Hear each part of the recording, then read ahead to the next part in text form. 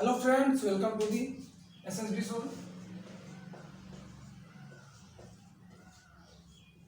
मैं शिवम तिवारी आप सबका स्वागत करता हूं आपके अपने यूट्यूब चैनल एसएसबी सोल में।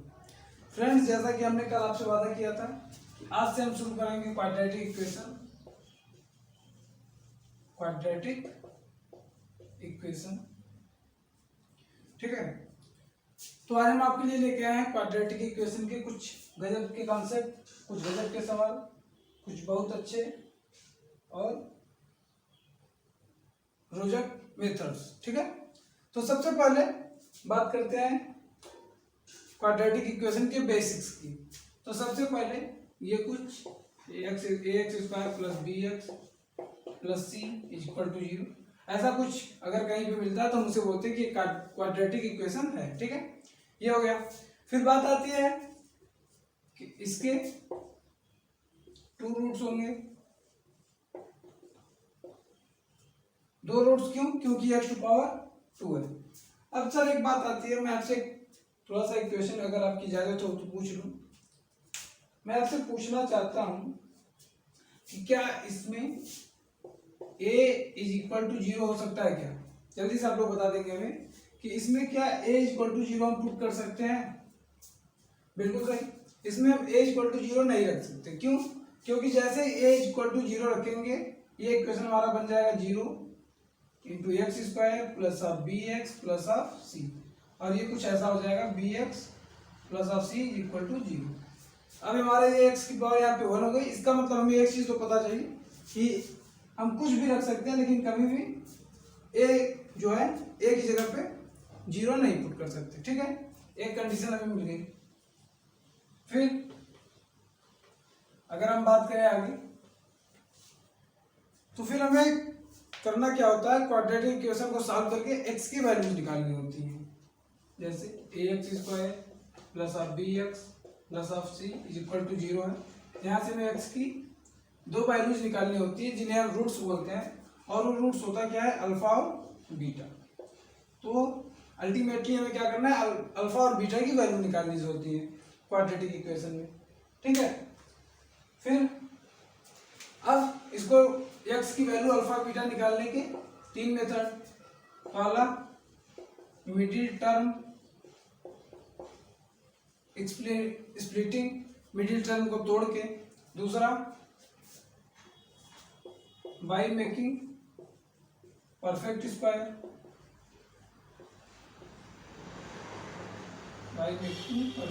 स्क्वायर, और तीसरा क्या है, श्रीधराचार्य।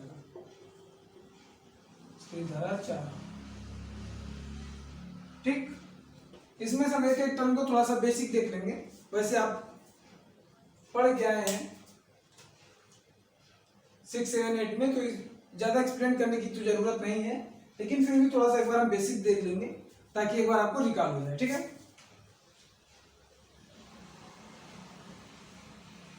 चलो होता क्या है, जैसे मान लीजिए कोई टर्म दे रखा है x square plus 4x plus of 4 equal to 0। ठीक है, तो हम इसको सॉल्व करने के लिए क्या करते हैं, मिडिल टर्म को सबसे पहले देखते हैं। यहाँ पे एक्स स्क्वायर का कोफिशिएंट और कांस्टेंट टर्म, इन दोनों का मल्टीप्लिकेशन क्या होगा, यहाँ पे 1 है, यहाँ पे 4, तो इसका 1 और 4 का मल्टीप्लिकेशन 1 इंटू 4 इक्वल टू 4। ठीक है, फिर देखेंगे मिडिल टर्म जो है इसको कुछ ऐसा तोड़े कि जोड़ने या घटाने पे मिडिल टर्म मिल जाए और गुणा करने पे a इंटू सी मिल जाए। अब कब जोड़ेंगे कब घटाएंगे ये इस बात पे डिपेंड करता है a और c की वैल्यू पॉजिटिव है या फिर निगेटिव है। अगर इसकी वैल्यू a और c मीन दैट बोले तो a इंटू सी की वैल्यू अगर पॉजिटिव में होगी तो हम जोड़ेंगे। ठीक है, तो यहाँ पे हम देख रहे हैं कि अगर हम इसको कुछ ऐसा लिख दे, plus of 2x plus of 2x plus of 4 equal to 0, तो हम यहाँ से कुछ कॉमन कर सकते हैं, x प्लस 2 प्लस ऑफ यहाँ से अगर 2 कॉमन करें x plus of 2 equal to 0, x plus 2 whole में से common into x plus of 2 is equal to 0, x equal to -2 -2। ठीक है, एक तो ये तरीका हो गया ये भी आपने 6, 7, 8 में अच्छे से पढ़ लिया है, तो इस पर हमें कुछ बहुत ज़्यादा देखने की ज़रूरत नहीं है। बस हमने आपको एक बार रिकॉल कराने के लिए एक एग्जाम्पल आपको दिखा दिया। अब हम चलते हैं दूसरे मेथड की तरफ। दूसरा मेथड क्या है? By making perfect square. इसमें क्या होता है? X square plus of 3x plus of 5 is equal to 0। अब इसको हमें परफेक्ट स्क्वायर बनाना है। तो परफेक्ट स्क्वायर बनाने के लिए सबसे पहले एक्स स्क्वायर का जो कोफिशिएंट है उसे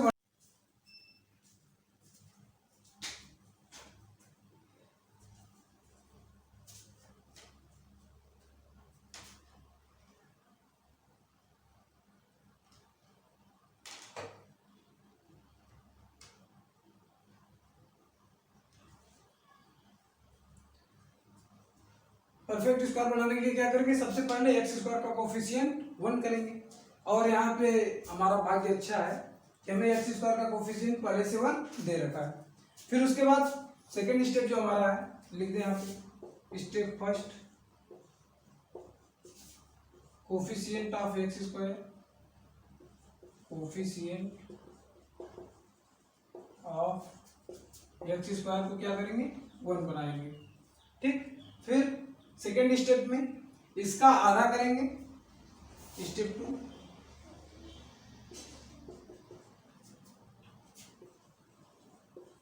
हाफ ऑफ द कोफिशिएंट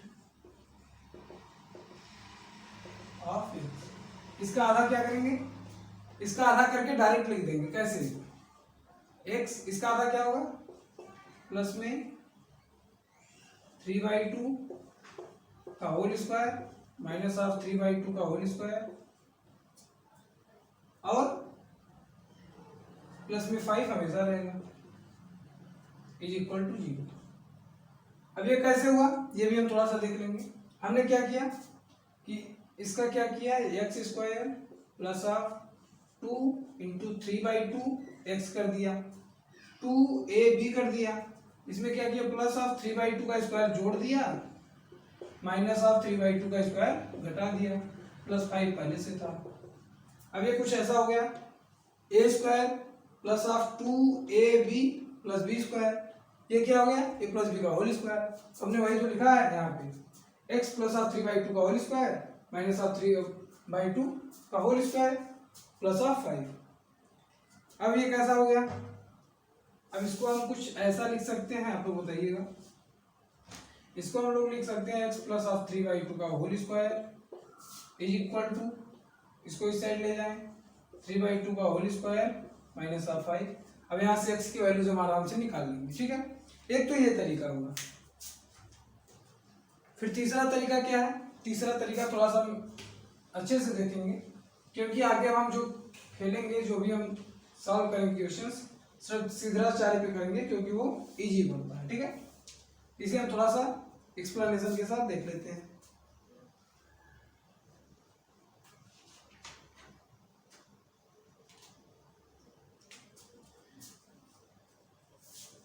मान लीजिए कोई इक्वेशन है ax square plus of bx plus of c is equal to 0।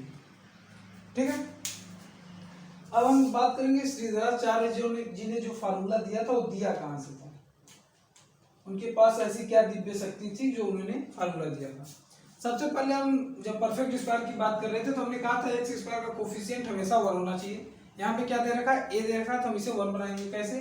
a से डिवाइड कर दें, ये हो जाएगा x square plus b by a plus of b by a into x plus of c by a equal to 0।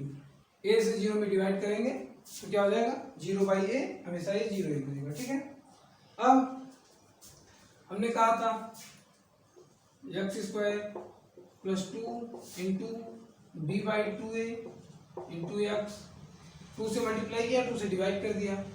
फिर क्या करना था? b/2a का होल स्क्वायर ऐड करना था, b/2a का होल स्क्वायर घटा देना था, minus of c, sorry plus of C.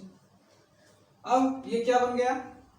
a square plus 2ab plus b square, ये कुछ ऐसा बन गया, x प्लस ऑफ b/2a का होल स्क्वायर बन गया, x प्लस b/2a का होल स्क्वायर, और ये उस साइड जाएगा तो b/2a का होल स्क्वायर माइनस ऑफ सी, कुछ ऐसा होगा। अब अगर हम थोड़ा सा इसे ओपन करके देखें तो क्या हो सकता है, ये तो रहेगा x plus of b by 2a का होल स्क्वायर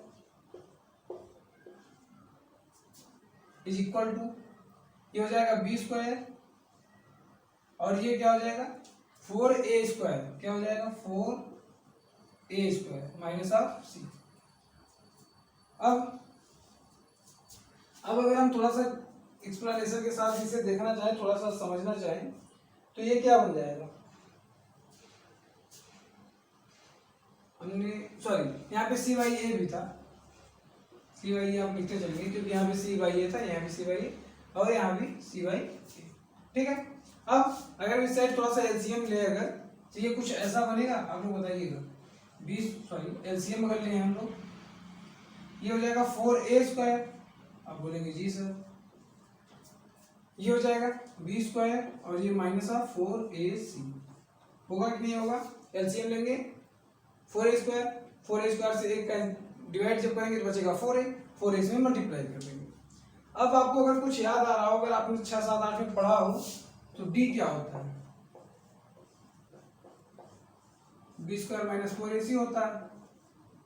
अगर नहीं पढ़ा हो तो फिर भी नोट कर लीजिए, d इक्वल टू होता है B square minus of 4ac, ठीक। तो इसकी जगह हम डायरेक्ट d लिख सकते हैं, आप कहेंगे बिल्कुल लिख सकते हैं। तो इसकी जगह पे क्या हो जाएगा x plus of b by 2a का whole square is equal to d upon में 2a का sorry under root d upon में 2a का होल स्क्वायर, यही होगा। फिर अब अगर आप कहें, आपकी इजाजत हो, तो हम ये स्क्वायर से स्क्वायर कैंसिल कर दें, कर दिए। फिर ये क्या हो जाएगा, ये कुछ ऐसा बनेगा x plus of b by 2a is equal to, आपको पता होगा कोई भी अगर स्क्वायर खत्म होता है तो प्लस माइनस देता है, plus minus under root d by 2a। अब अगर आप कहें तो इसको मैं इस साइड ले जा सकता हूँ, आप कहेंगे बिल्कुल। x is equal to minus of b by 2a plus minus under root d by 2a। फिर इसे अगर मैं ऐसे लिखना चाहूँ, ये 2a minus of b plus minus under root d. अब डी की जगह आप लोग क्या लिख सकते हैं, बी स्क्वायर माइनस 4ac, अपने पहले ही पढ़ लिया है क्योंकि आप लोग होशियार हैं।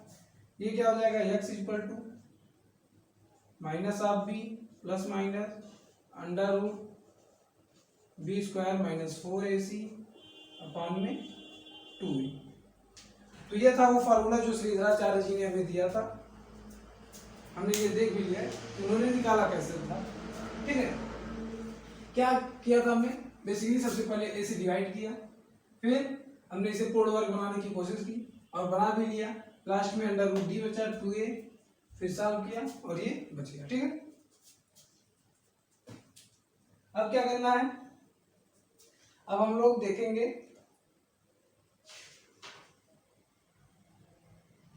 रिलेशंस क्या होते हैं। यहां से एक चीज तो आपको रिजल्ट में दिखा दूं, क्यों हमने ये इतना झमेला पाला, हम यहां से यहां तक सॉल्व करते हुए क्यों गए, जब ऑलरेडी श्रीधराचार्य जी ने सॉल्व करके हमें दे रखा था। क्या होता है कि आप लोग जब फार्मूला रटते हैं तो फार्मूला भूल जाता है, लेकिन जब आप फार्मूला खुद से निकाले रहेंगे, खुद से फार्मूले को खोज के निकाले रहेंगे, ढूंढ के उसका रिविजन किए रहेंगे, तो आपको दिमाग में कहीं ना कहीं स्ट्राइक तो कर ही जाएगा। ये आपने निकाल लिया। अब आपको एक पता होगा x की 2 वैल्यूज थी, एक अल्फा और एक बीटा, और यहाँ पे कितनी मिल रही है, minus b plus under root b square minus 4ac upon 2a, एक मिला। दूसरा क्या, minus b minus of under root b square minus 4ac upon 2a, alpha और बीटा मिल गई, ठीक है। अब बात आती है सर अल्फा और बीटा तो मिल गए, तो इसे लिखना कैसे, रिप्रेजेंट कैसे करना है। और बहुत अच्छी बात यह है कि इस पे भी एक क्वेश्चन आ चुका था अभी शायद 2 या 3 पेपर पहले, आप लोग देख लीजिएगा प्रीवियस ईयर में। पेपर क्या था कि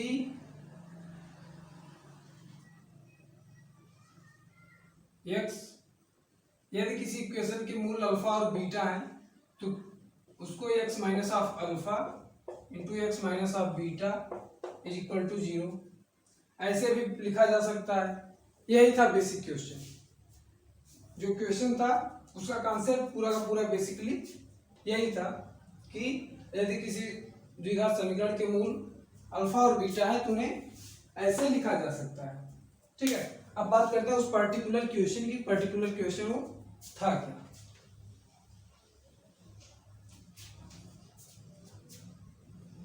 वो क्वेश्चन था, अगर मैं अच्छे से याद कर पा रहा हूं तो वो था x square minus of a x minus of b x plus of a b plus of c के मूल roots of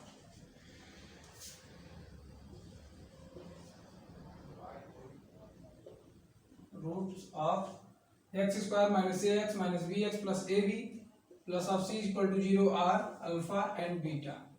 Then find the equation whose roots are a and b.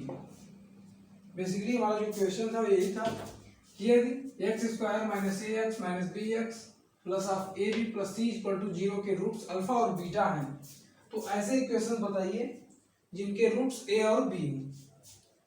तो सबसे पहले देखते हैं कि अल्फा और बीटा अगर उसके रूट्स हैं तो उनको हम कैसे लिख सकते हैं। X square minus of a x minus of b x plus of a b plus of c is equal to 0। ये इक्वेशन है, इसके रूट्स क्या हैं? अल्फा और बीटा।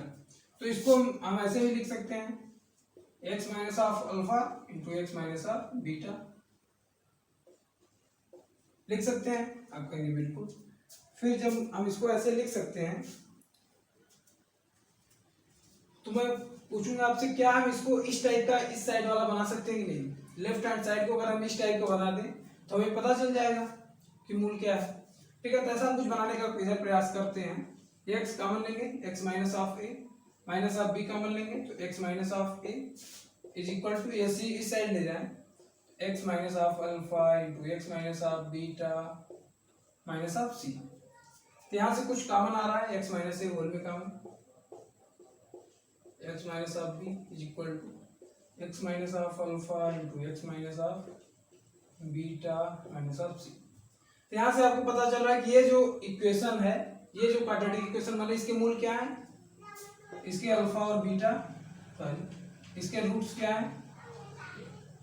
इसके रूट्स हैं ए एंड बी। बस बेसिक के वो जो पेपर था अभी एनडीए का क्वेश्चन है, शायद प्रीवियस ईयर 2021 में पूछा है क्या था, 2022 में पूछा होगा, देख लीजिएगा आप लोग। 2021 या 22 में पूछा है। ठीक है, ये हो जाएगा बेसिक हमारा जो अल्फा और बीटा को रिप्रेजेंट कैसे किया जाता है उस पे क्वेश्चन हो गया। ठीक है, कंसेप्ट क्लास 6 का है लेकिन क्वेश्चन एनडीए में पूछा है।